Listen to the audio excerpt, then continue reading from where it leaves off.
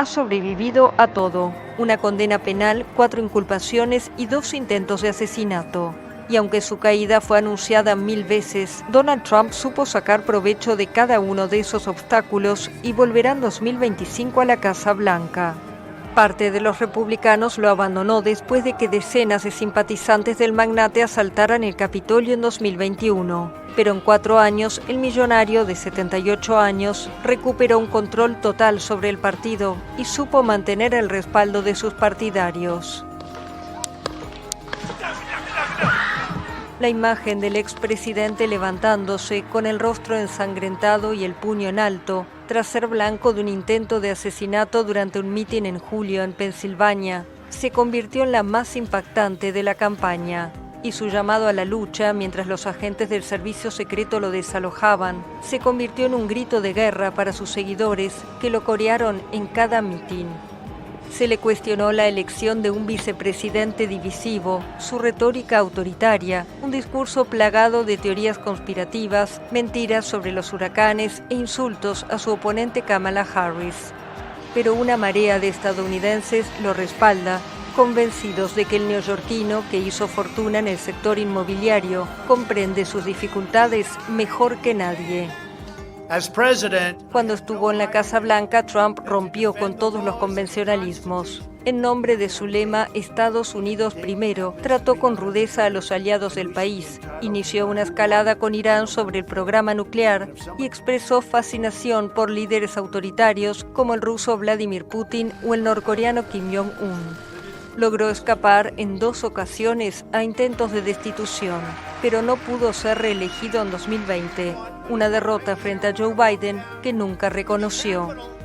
En su nueva campaña volvió a presentarse como un antisistema cercano a la gente, muy crítico con las élites de Washington y en guerra con la inmigración irregular.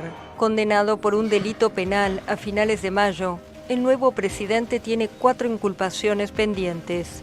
Pero nada le impidió su nuevo triunfo, que lo convierte en el presidente de Estados Unidos de más edad en ser electo. Trump es además el primer mandatario desde 1893 en obtener un segundo mandato no consecutivo.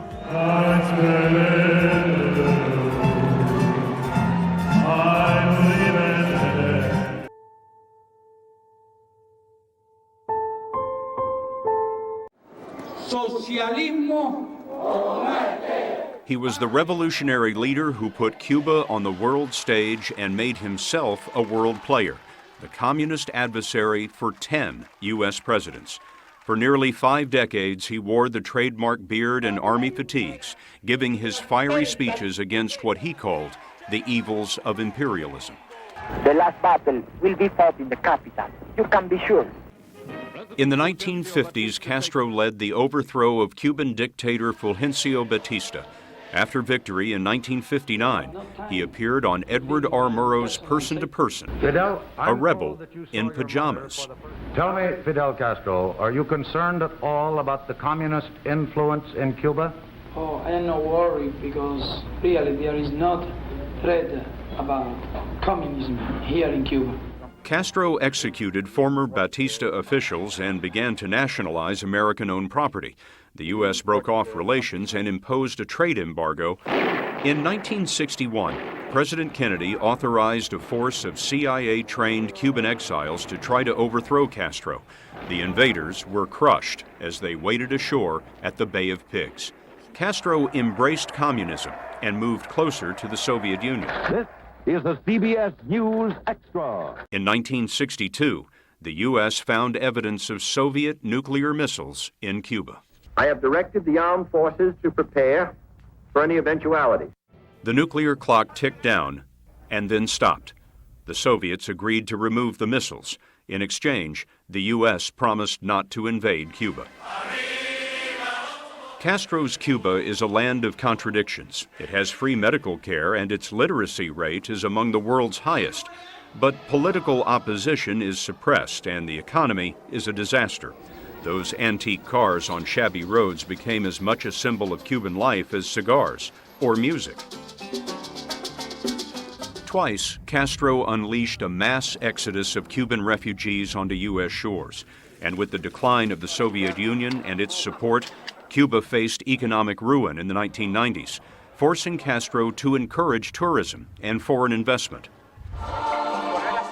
In 1998, Castro invited Pope John Paul II to visit Cuba and reinstated Christmas as an official holiday.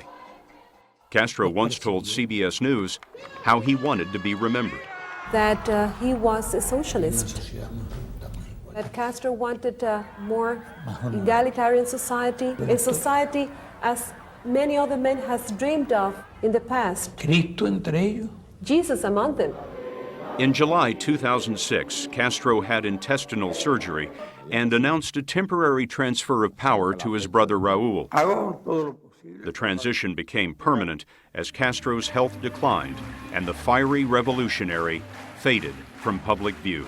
Today, the last historic political figure of the Cold War is gone.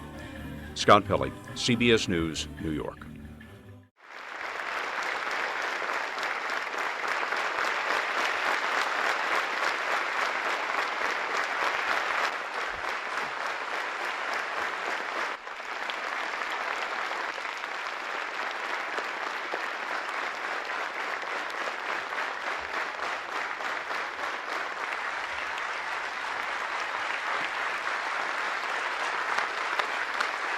Miguel Díaz Canel Bermúdez.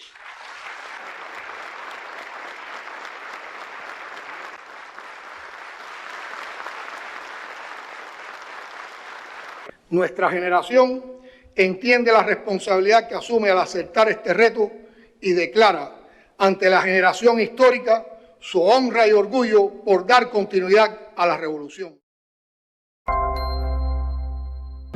Cuba sufrió un nuevo apagón nacional.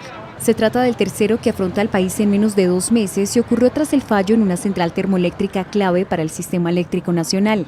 Lo sucedido evidencia la extrema precariedad de un sistema energético en una grave crisis por la falta de recursos durante décadas. Según el Ministerio de Energía y Minas de Cuba, la central termoeléctrica que está en Matanzas sufrió una avería y al salir del sistema eléctrico nacional provocó su colapso. Esta es la misma sucesión de eventos que llevó al apagón nacional del 18 de octubre, el primero de este año. El segundo apagón ocurrió el 6 de noviembre y en ambos casos costó días restablecer el servicio en toda la isla. La crisis energética que la isla vive desde hace años tiene que ver con la carencia de combustible por la falta de divisas para importarlo y por las frecuentes averías en sus obsoletas centrales termoeléctricas, con décadas de explotación y un déficit crónico de inversiones.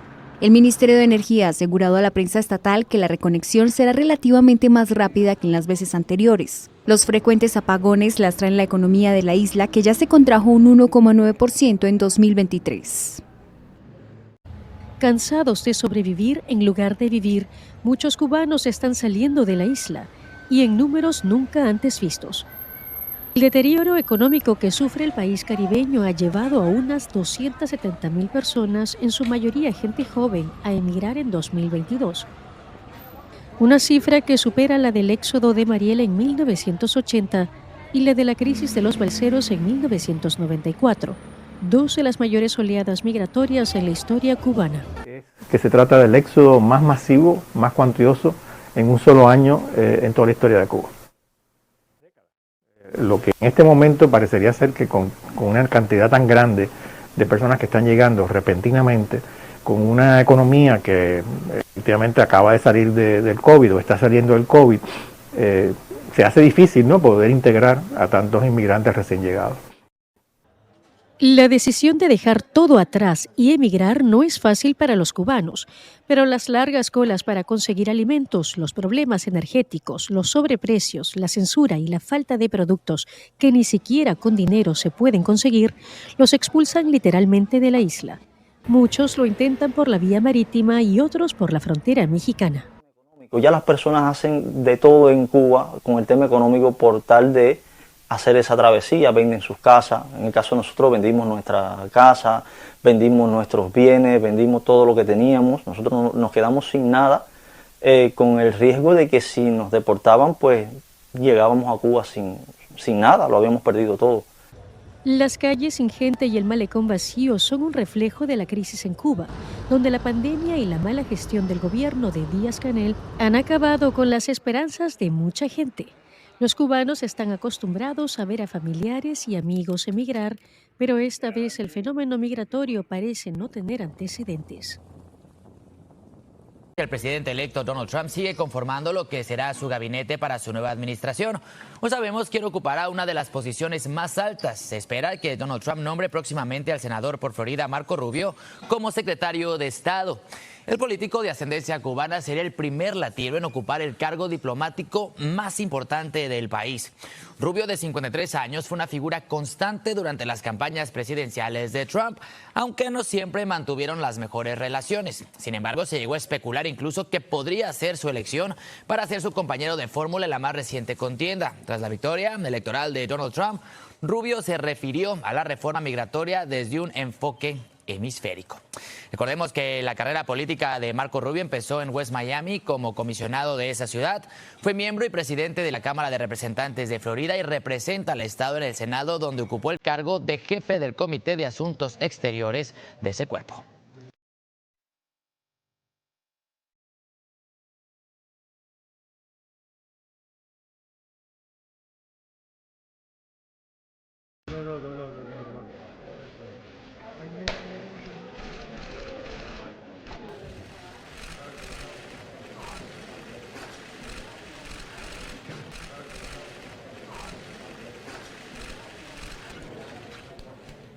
Precisamente Rusia advierte que las fuerzas armadas ucranianas están al borde del colapso, al tiempo que Zelensky ha perdido por completo su legitimidad y negociabilidad. Es lo que declara este martes el director del Servicio de Inteligencia Exterior ruso, Sergei Naryshkin. En esa línea, el funcionario destacó que Rusia está cerca de lograr los objetivos de su operativo militar en Ucrania y que el ejército ruso ha tomado una iniciativa estratégica en todos los sectores. Dice que en el frente la situación no favorece a Kiev, que la iniciativa estratégica en todos los ámbitos pertenece a Rusia y que están cerca de lograr sus objetivos. El que apunta en una entrevista a una revista rusa. Dice que mientras las fuerzas armadas de Ucrania están al borde del colapso y Zelensky ha perdido por completo su legitimidad y su negociabilidad.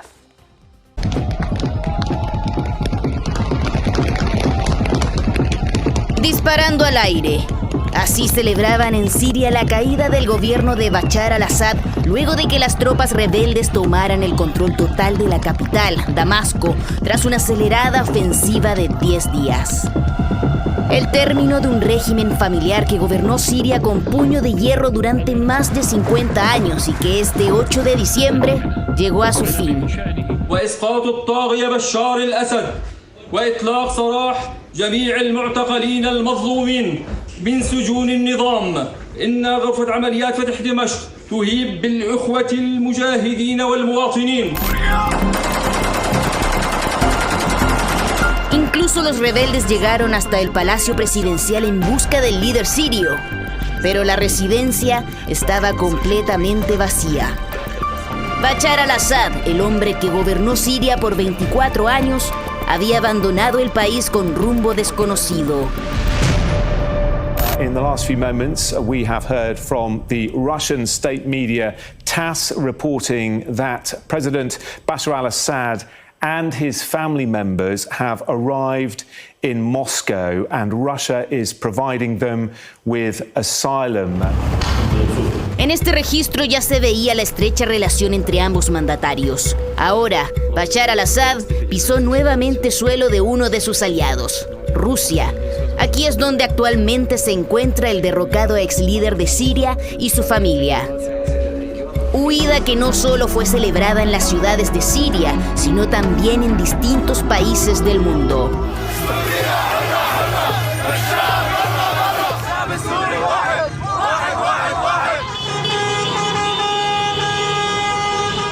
الشعب السوري انظلم 50 سنة وهذا هلا يوم جديد. We're really hoping for a better future. We're hoping for a better government that's going to come up, a government that cares for its civilians. We are very happy. We feel liberated. This is a historic day for the Middle East. The collapse of the Assad regime, the tyranny in Damascus offers great opportunity, but also is fraught with significant dangers. ¿Qué pasará ahora?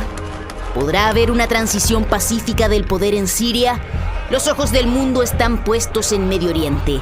Horas cruciales que podrían significar el fin de más de 5 décadas de dominio al-Assad.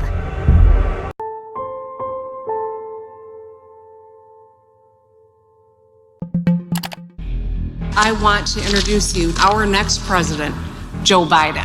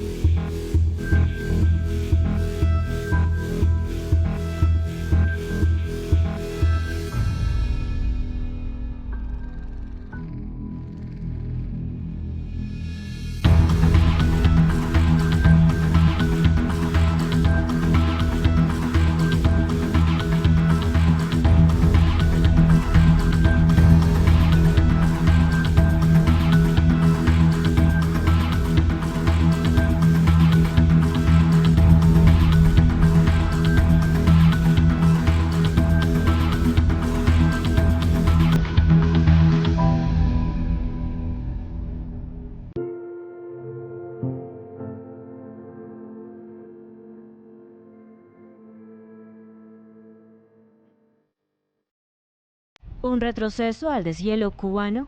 Con excepción de La Habana, Estados Unidos veta a todas las aerolíneas de su país a realizar vuelos comerciales hacia cualquiera de los 9 aeropuertos internacionales de Cuba. Washington señala que se trata de una sanción contra el gobierno cubano por reprimir a su pueblo y respaldar a Venezuela.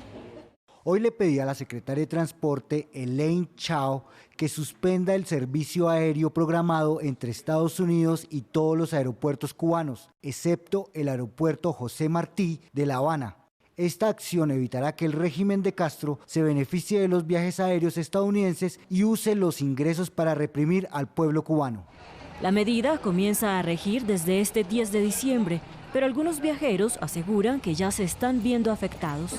Nuestro vuelo salía de La Habana, salía a Holguín y Holguín a Caracas. Y nos los cambiaron todo. De Holguín venimos acá y ahora no sabemos qué vamos a hacer. Supuestamente que nos van a mandar a un hotel, pero no sabemos todavía. El canciller cubano Bruno Rodríguez rechazó enérgicamente el anuncio. Rechazo enérgicamente nueva medida de Estados Unidos de bloqueo versus Cuba, que suspende los vuelos de sus aerolíneas a 9 aeropuertos cubanos, endurece la prohibición de viajar a sus ciudadanos y mutila sus libertades. Daña vínculos pueblo a pueblo, no nos arrancarán concesiones, venceremos. La decisión contrarresta la apertura hacia Cuba del exmandatario estadounidense Barack Obama y es respaldada por los cubanoamericanos en el sur de Florida, un bloque de votación clave en la campaña de reelección de Donald Trump para los comicios presidenciales de 2020. Estados Unidos estudia cerrar su embajada en La Habana debido al supuesto ataque acústico que habrían sufrido varios de sus diplomáticos destinados en Cuba. Según Washington, al menos 21 empleados gubernamentales han sufrido pérdidas de audición y de memoria. El gobierno cubano niega estar detrás de los misteriosos ataques que investiga el FBI. Preguntado en un programa de televisión sobre la sugerencia de algunos senadores de cerrar la legación diplomática, el secretario de Estado Rex Tillerson contestó: "Lo estamos evaluando, es un asunto muy serio. Hemos traído de vuelta a casa a algunas de esas personas". Fruto de los esfuerzos diplomáticos de la administración Obama, la reapertura de la embajada de Estados Unidos marcaba el fin de décadas de distanciamiento con Cuba. Los supuestos ataques se produjeron a finales del año pasado, cuando más se trabajaba en normalizar las relaciones entre ambos países. El viacrucis cubano continúa tras una nueva escalada de las tensiones con Estados Unidos. Donald Trump endurece el embargo a la isla con nuevas sanciones en represalia al apoyo logístico de La Habana al régimen de Nicolás Maduro en Venezuela. Esta vez un recurso esencial para los cubanos ha sido trastocado por las acciones del líder republicano, el envío de remesas desde Estados Unidos. El veto de las transacciones de la empresa Fincimex obliga a cientos de sucursales de Western Union a cerrar sus puertas en el país latinoamericano. Esto dejará a cientos de familias cubanas sin ayuda económica y en muchos casos sin medios de subsistencia. Independientemente de toda la política, que se piense un poco en las personas, en la humanidad y que nos hace falta que se resuelvan las situaciones, independientemente del partido que salga. Al presidente Trump, que le invito a que por un día viva aquí en Cuba sin remesa familiar por la Western Union. Por un día nada más. El presidente cubano Miguel Díaz-Canel ha rechazado las nuevas sanciones, tachándolas de vergonzosas e infames, y aseguró que mantendrá las relaciones de cooperación con Nicolás Maduro. Este órdago de Trump a la isla tiene lugar a solo días de las elecciones presidenciales en Estados Unidos y en medio de una crisis económica mundial debido a la pandemia a la que Cuba no queda exenta. El candidato demócrata Joe Biden criticó la prohibición, alegando que los cubano-estadounidenses tienen derecho a ayudar a sus familiares. Hola, ¿qué tal? Buenas tardes, buenas noches. Soy el periodista Jorge Cancino. Yo soy Armando Olmedo, abogado de inmigración de Televisa Univisión. Y esto es Hablemos de Inmigración, programa que se transmite a través de los canales de Univisión Noticias y Primer Impacto en YouTube y el canal de Univisión Noticias en Facebook. El tema de hoy martes 12 de noviembre, ¿qué pasará con las personas, con los inmigrantes, principalmente cubanos, que están con libertad bajo palabra con un formulario I-220A?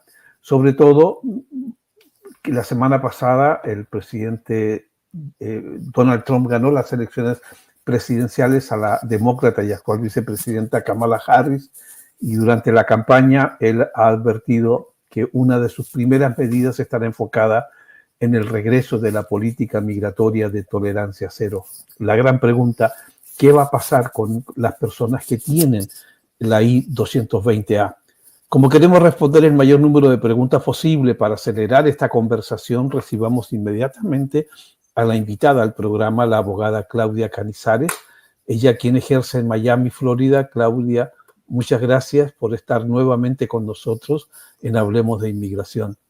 Un gusto estar con ustedes esta noche. Realmente este tema es como que bien dear to my heart, ¿no? Porque llevo mucho tiempo argumentando a favor de las personas que tienen I-220A y para mí es un tema bien interesante, y ver cómo se ha desenvuelto en las cortes, tanto federales como en la Corte de Inmigración, ha sido bien interesante. Sí, sin duda tenemos mucho que conversar sobre este tema, y Armando había dicho cuando seleccionamos el tema que tú estabas tremendamente preparada, incluso para enseñarnos también a nosotros. Les recordamos que pueden hacer sus preguntas en vivo, solo haga clic en la parte de abajo de su pantalla o dispositivo y encienda la cámara, es así de fácil. Y también pueden hacernos cualquier tipo de pregunta migratoria, no necesariamente relacionado con el tema de hoy, que es la I-220A. Así que, Armando, explícanos un poquito de qué se trata la I-220A. Bueno, tenemos a la experta aquí en Claudia, pero en términos generales yo lo puedo hablar. Básicamente, el documento I-220A se refiere al formulario. Es un formulario que se le otorga a una persona que está ingresando al país. Lo otorga inmigración, o sea, ICE generalmente, y es un documento que se llama, la traducción es orden de liberación bajo palabra. Eso es lo que significa. Generalmente se otorga a muchos, pero muchos cubanos lo recibieron antes del periodo del parol humanitario creado por la administración de Biden. ¿Por qué es importante? Porque cuando un cubano entra y recibe un parol, esa persona al año y un día puede pedir ajuste cubano bajo la ley de ajuste cubano. Sin embargo, el año pasado, el 19 de septiembre del 2023, la Junta de Apelaciones de Inmigración del Departamento de Justicia emitió una decisión que indicó que la I-220A no es considerada un parol para propósitos de ajuste de estatus. Por lo tanto, esas personas no califican para ajuste de estatus y entonces caen igual que los otros países de los cuales hemos hablado anteriormente, en el caso de Nicaragua, Honduras, Venezuela. Tienen que buscar otro sistema para poder permanecer, alguna otra herramienta, y generalmente esa herramienta, y Claudia puede hablar de esto un poco más en más detalle, resulta ser un caso de asilo. Entonces, sí hay un movimiento dentro de el Congreso. Hay ciertos representantes, por ejemplo, María Elvira Salazar y otros representantes han indicado que hay un interés de promover y pedirle al gobierno, en el caso sea de Biden o incluso en el caso de Trump cuando entre la nueva administración, de cambiar esa I-220A a transformarla a un tipo de parol, parecido a un parol in place, pero un parol para que entonces todas esas personas puedan ajustar. Y estamos hablando, Jorge, de un número inmenso de personas. Son más de 300,000 personas solamente por el lado de cubanos. Entonces eso, a raíz de la victoria de Donald Trump y la retórica esta que ha sido bien fuerte en contra de inmigrantes, en contra de todos estos programas que Biden ha establecido, ha creado cierta preocupación dentro de la comunidad cubana. Y yo sé que Claudia ha recibido un sinnúmero de llamadas referente al tema. Así que, por favor, añádele lo que tú quieras, lo que tú puedas. Bueno, solo para dar un poquitico de historia con referencia a este tema, los cubanos hasta enero 13 del 2017 contaban con la libertad de la ley de pies secos, pies mojados, donde una persona, no importa si entraba de manera legal o ilegal, si la persona entraba, podía ir a la frontera y pedir una entrada y acogerse a la ley de pies secos, pies mojados, o si la persona entraba ilegal aquí a los Estados Unidos, podía acudir a la oficina de USCIS y pedir igual, acogerse a la ley de pies secos, pies mojados y pedir un parol.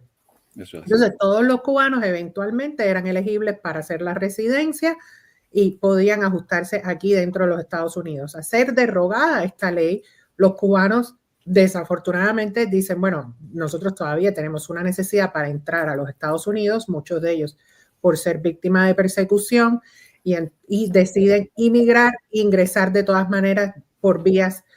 Al principio, durante el año 2017-2018, lo hacían por vías legales, se presentaban en el puente y pedían una entrevista de miedo creíble, y luego en el año 2019 y en adelante empezamos a ver un aumento de entradas ilegales por retrasos que estaban ocurriendo en la frontera, porque se habían limitado la entrada de personas legales por la frontera, por el programa que se creó eventualmente de Quédate en México, el MPP, donde las personas se tenían que quedar y hacer todos sus procesos de corte. Ahí fuimos viendo un aumento de entradas ilegales, que yo creo que el pico realmente fue en el año 2022, cuando había muchas personas entrando ilegal y eran liberados con este documento de la Claudia, cuando te refieres a entradas ilegales, ¿a qué obedece? O sea, ¿cómo utilizas ese término? ¿Personas que entran a Estados Unidos y no los detecta nadie? ¿O cruzan la frontera, se entregan y son procesadas por un oficial de inmigración? Mira, yo te voy a poner esta imagen. Ajá. La idea que aquí está la barrera de inmigración. Sin embargo, tú no tienes que llegar a esta barrera para cumplir esa entrada ilegal. Si tú tocas este punto, ya tú estás entrando ilegal a los Estados Unidos. En México es bien interesante porque si tú te vas a la frontera y tú ves el territorio donde empieza el territorio americano, tú no te imaginas que es territorio americano porque no ves un muro. Donde empieza el territorio americano, realmente lo que vas a ver es agua en la parte donde hay el río, o quizás un pedazo de tierra como un terraplén, porque todavía no se ha construido. El muro está construido unas yardas más adentro en territorio americano. Entonces, las personas entran a esa parte, a ese terreno donde está esa agua o esa yarda y se presentan oficiales de CBP o oficiales de Border Patrol que están en esa zona de este lado del muro. Ellos piensan que todavía están en México. Dicen, yo vengo a entregarme. Desafortunadamente ya eso es una entrada ilegal. Tú no estás entrando por un punto designado.